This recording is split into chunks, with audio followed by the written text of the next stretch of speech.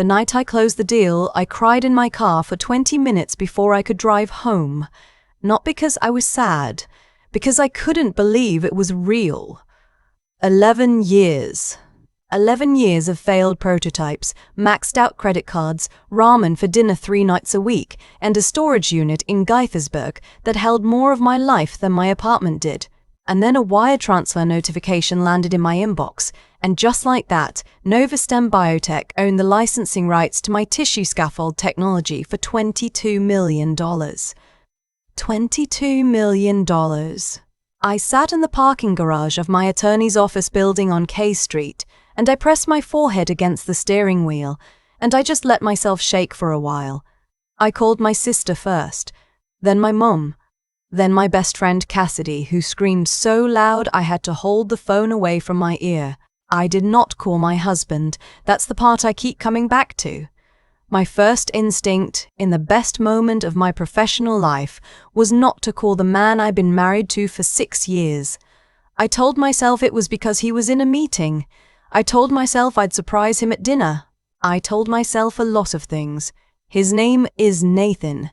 Nathan Reeves. I should describe him the way I saw him then, not the way I see him now, because the person I married was charming and warm, and the kind of man who remembers your coffee order, and holds the elevator and makes everyone in the room feel like the most interesting person there. He was a commercial real estate broker.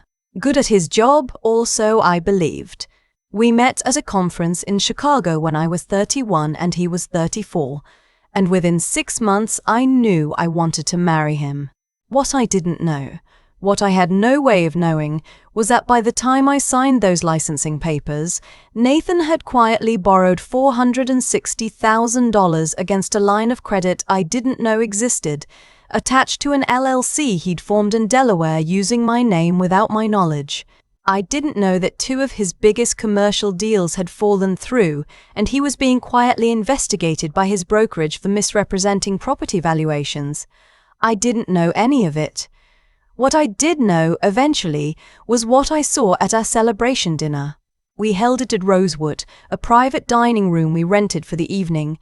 His family, my family, people from both our offices. About 40 guests. The kind of dinner I'd imagined throwing someday when something big finally happened. White tablecloths, a jazz duo in the corner, that good champagne that tastes like pears and cold air. Nathan's mother was there. I'll call her what she called herself, the matriarch. She introduced herself that way to new people, completely seriously.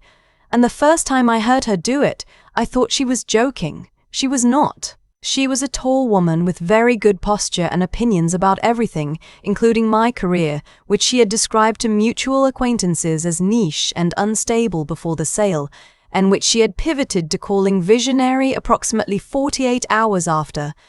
She wore a ceinture, John blazer and a diamond tennis bracelet, and she smiled at me that evening with the warmth of someone who had recently recalculated my value. The dinner was beautiful. My mother gave a toast that made half the table cry. Cassidy told a story about the time I accidentally set a small fire in my apartment trying to sterilize lab equipment on a hot plate. Everyone laughed. I felt, for the first stretch of that evening, like my whole chest was full of light. And then I excused myself to the restroom, and on my way back I took a different route through the corridor, because the hallway near the kitchen smelled like something had burned, and I came around the edge of the curtain partition near the bar cart, and I stopped. Nathan was standing with his back to me, mostly obscured by the velvet drape. He didn't see me. He was holding 2 champagne flutes, and as I watched, he took something from his inside jacket pocket, something small, a folded paper maybe, or a packet of some kind, and tipped it into one of the glasses. He swirled it once, just barely. Then he set both glasses down and turned to rejoin the table. I stood there. I don't know how long I stood there. Long enough for the jazz duo to finish one song and start another. Long enough for the feeling in my hands to go from normal to something that wasn't quite numbness and wasn't quite cold. My mind did not panic. That is the part that still surprises me when I think back on it. My mind went very, very quiet and very, very focused. the way it used to go when an experiment was failing and I needed to troubleshoot without emotion. I had trained myself to do that in the lab. I hadn't known I could do it in my own life. He was going to hand me that glass. I knew it before I'd consciously worked it out. We had a thing at dinner parties, Nathan and I. He always brought me my champagne personally for the first toast, always made a small moment of it, a touch at the small of my back, a private smile. It was the kind of ritual that looked like romance from the outside. Tonight it would look exactly the same. I thought, what is it? I didn't know. I still don't know with certainty, though I know what the toxicology report said afterward. What I knew in that moment was only that my husband had put something into a drink he intended to give me, and that I was alone in a corridor and nobody had seen what I'd seen. I thought about screaming. I thought about screaming. I thought about confronting him. I thought about calling 911 from the corridor right then. And then I thought, he will deny it. He will say it was an antacid, an effervescent vitamin tablet, a joke. There is no one to corroborate what I saw. The packet is gone. The glass looks like any other glass. I needed him to do it in front of a witness, or I needed to not drink it, or both. I walked back to the table. I sat down. My face was doing whatever my face does when I have decided something. His mother was seated 2 chairs from mine, working her way through a second glass of the Bill Cart salmon with a focused appreciation of someone who had been waiting all evening for the good bottle to come out. She and I had spent 6 years in a relationship that was civil on the surface and deeply uncomfortable underneath, mostly because she had made clear, in small persistent ways, that she considered her son to have married beneath his social standing. Never mind that I held 2 patents and a doctorate. Never mind that I'd funded our mortgage on my salary for the first 3 years while his commissions were inconsistent. She had a way of touching my forearm while delivering a compliment that made the compliment feel like a correction. Nathan came back to the table. He was holding both glasses. He came to my side, exactly as I'd known he would. He offered mine with a small bow, that private smile, his eyes warm and fond. I looked at the glass. I looked at his mother, who was gesturing to a waiter for something, and I said, "Yours is closer to me, I think. Can you just set it there and take the one from—" And I made a small fuss about the position of the place settings, shifting things, the way you do when you're a little nervous and a little excited and there's too much on a crowded table. In the shuffle, I handed my mother-in-law the glass meant for me. Not directly. I set it near her in the natural reach of her right hand while her attention was elsewhere. Nathan watched me do it. He didn't react. Why would he? To him, I was just fussing with the table. I took a fresh glass from the passing tray. The matriarch picked up the glass closest to her without looking. 31 minutes later, she stood up very suddenly, gripped the edge of the table and said, "I don't feel right." What happened next was not what I had expected. I had expected a scene. What I got was worse, a controlled, quiet deterioration. She went pale, then greenish. Her hands began to shake. Nathan was at her side immediately, and I watched his face cycle through something I had never seen there before. Confusion, then fear, then something calculating, and then fear again. He called 911. He was very convincing. He held her hand while they waited for the ambulance. I called my sister from the corridor and I said 4 words, "Get here, right now." My sister is a family law attorney in Bethesda. She arrived in 22 minutes and she did not ask me many questions because she has known me since I was born, and she could see from my face that there were answers I could not say out loud in a crowded restaurant.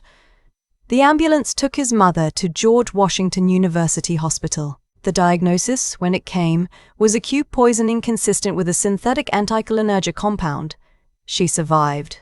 She spent 4 days in the ICU and then another week in a step-down unit, and when I visited her, which I did, twice, she held my hand and didn't ask me any difficult questions, maybe because she was too tired, or maybe because she had begun to understand something she didn't yet want to put into words. That first night, while Nathan was at the hospital, I went home and I called Cassidy. I told her everything. She was silent for a long time. "You need to not be in that house," she said. "I know." Tonight, I took our dog, my laptop, my external hard drives, and the fireproof document box from the back of the closet shelf. I drove to Cassidy's apartment in Silver Spring, and I slept on her pull-out couch, and I lay awake until almost 4 in the morning thinking about everything I hadn't known. The next morning, I called a forensic accountant my sister had used on a case. By the following Thursday, we had begun to unravel what Nathan had actually been doing. The LLC was real. He had registered it 18 months earlier using a notarized signature that my sister's investigator described as concerning, and that a handwriting expert would later describe more specifically. The line of credit was attached to a business entity in my name that I had never created. He had used it to cover losses from 2 deals that had never been disclosed to his brokerage. When the licensing deal was announced publicly, which it was, briefly, in a trade publication, Nathan had apparently understood that I was about to have access to liquidity that would allow me to scrutinize our finances in a way I never had before. My sister's theory was that he had intended to make my death look like a sudden cardiac event. The compound identified in the toxicology report can, in high enough doses, cause cardiac arrhythmia in a person with no prior history. I was healthy. I had no known conditions. I had also, just weeks earlier, increased my life insurance policy, which Nathan had encouraged me to do, citing the new financial complexity of the licensing deal. He was the primary beneficiary. $22 million in licensing revenue.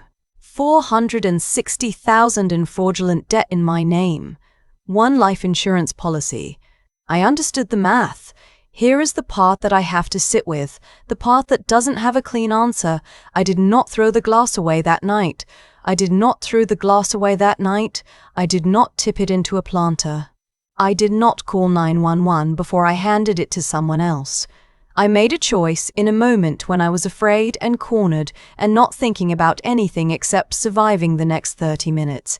And that choice resulted in a woman spending a week in intensive care. She was not a good person to me. That is true.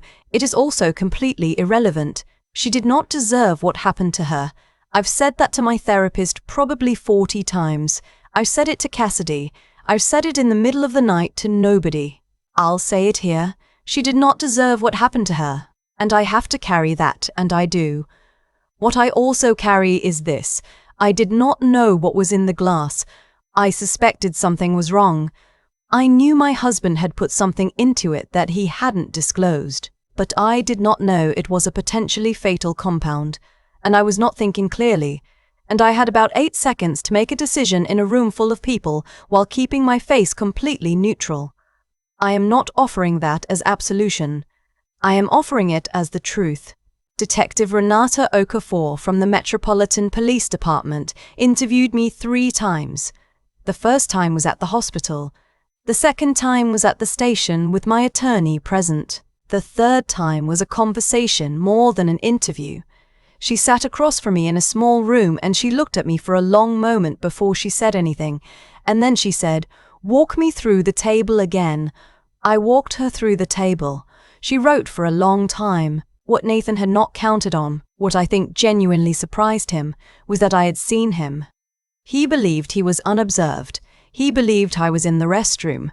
He had calibrated everything around my not knowing, and when his mother collapsed instead of me, his first instinct was to perform grief and confusion so convincingly that no one would look at him too hard. What he hadn't accounted for was that I had already called my sister, that my sister had already called a forensic accountant, that by the time the first detective knocked on our door, I had spent 16 hours quietly and methodically documenting everything I could find.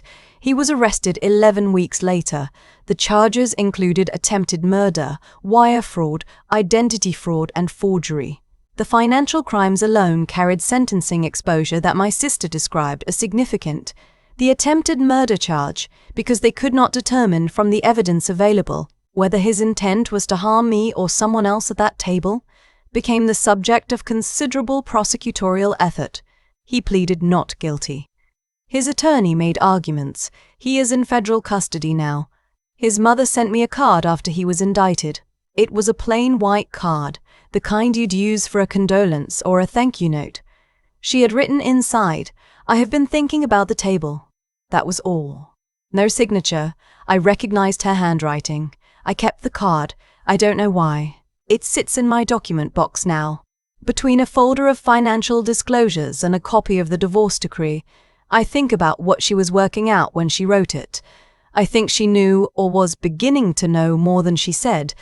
The divorce was final 8 months after the arrest. Because Nathan was incarcerated and the marriage had produced no children and the assets were substantially mine, it was straightforward in legal terms, though nothing about it felt straightforward. My attorney filed a motion to invalidate the fraudulent credit line. The court agreed. The debt was not mine. The LLC was dissolved. I still have the dog. His name is Cubit. I named him when I was deep in a quantum dot research phase and thought it was funny, which it still kind of is. He sleeps at the foot of my bed now, and he is unbothered by all of this, which I find genuinely comforting. Cassidy made me take a trip with her in the spring. We went to Sedona because she said red rocks were healing, and I said that sounded like something from a wellness influencer, and she said I needed to relax, and we went. We hiked and ate good food, and one evening we sat on a deck and watched the sun go down, and I didn't think about Nathan for almost 3 hours. That felt like progress. There is something I want to say to whoever is listening to this, whoever found this story for whatever reason that brought you here. I was not naive. I had a doctorate. I ran experiments. I understood hypothesis and evidence and the importance of not assuming you know the outcome before the data comes in. And I still spent 6 years married to a man who was building a trap around me so slowly and carefully that I mistook it for a life. You will know what you know when you know it, not before. And the moment when you do know it, when the information finally becomes undeniable, your only job is to survive it clearly. I survived it, mostly clearly. The tissue scaffold technology is currently in phase 2 clinical trials at a hospital system in Houston. It has applications in wound repair for burn patients. When I sold the license, I negotiated a co-inventor credit clause, so my name stays on it regardless of what the company does next. My name is on something that might help people heal. I try to think about that when the other thoughts get too loud. Some mornings I make coffee and I stand at my kitchen window and I watch the street and I think, I built something real. I survived something real. I survived something real. I am still here. That's enough. For right now, that is more than enough. People ask me sometimes, not directly, but in the way people circle around a thing they actually want to say, whether I feel guilty, whether I lie awake thinking about what I did at that table, whether the outcome, Nathan in federal custody and me standing here with my dog and my name on a clinical trial, feels like justice or just like luck.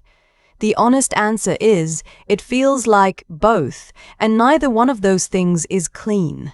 What I've come to understand, not from any particular book or practice, but just from sitting with it long enough, is that people reveal themselves through accumulation. Nathan didn't become who he was in the moment I saw him at that bar cart. He became that person across hundreds of small decisions. Every time he borrowed money he intended to obscure. Every time he signed something he shouldn't have signed. Every time he looked at the woman he married and calculated her value instead of knowing it. I just couldn't see the shape of it until the very end, when it was all assembled in one place and undeniable. That's not naivety, that's just how it works. We see people in pieces. We construct them from what they show us. And sometimes what they show us is a performance so practiced that there is genuinely nothing to catch until the moment the performance slips. The slip, when it came, was 30 seconds at a bar cart. What I did with those 30 seconds, that's mine to carry. Not the glass. Not his mother's week in the ICU. I mean the decision I made in a corridor with 8 seconds and no good options and a room full of people who had no idea what was happening. I made a choice that I cannot fully defend and cannot fully condemn, and I've stopped trying to do either. What I can say is that I did not move through that night from cruelty. I moved through it from fear. There is a difference, and it matters, even when nobody else can see it. Cassidy told me once, about 6 months after everything, that she thought I was the bravest person she knew. I told her that wasn't the right word. Brave is when you choose the hard thing freely. What I did was survive the only way I could figure out how to survive in the time I had. That's not bravery. That's just not collapsing. But here's what I do believe about cause and consequence. The secular version, the one that doesn't require anything supernatural, the choices Nathan made created. A structure, and eventually that structure bore his weight and it broke. Not because the universe was watching, because forensic accountants are thorough, because detectives are patient, because fraud leaves paper trails, and because he underestimated me completely, and that underestimation was the thing that undid him. He thought I was someone who could be managed. He thought the woman who spent 11 years building something from nothing in a storage unit and a series of underfunded labs would not know how to fight when her life required it. He was wrong about that in a way that cost him everything. I think about the tissue scaffold work sometimes, what it actually does. It gives damaged tissue a framework to rebuild around, something to hold the structure while the healing happens underneath. I built that, and then I used the same instinct to hold myself together while everything else was falling. That's the thing I want to say to whoever needs to hear it. Not that the right choice is always obvious, not that you'll always act perfectly when the moment comes, not that justice is guaranteed. None of that is true. What is true is that the work you put in, the real work, the disciplined, unglamorous years of it, becomes the thing you survive on when surviving is all there is. It doesn't abandon you. It's already inside you by the time you need it. I'm still here. Cubit is asleep on the couch behind me. The coffee is good this morning. That's where I am, and it's enough.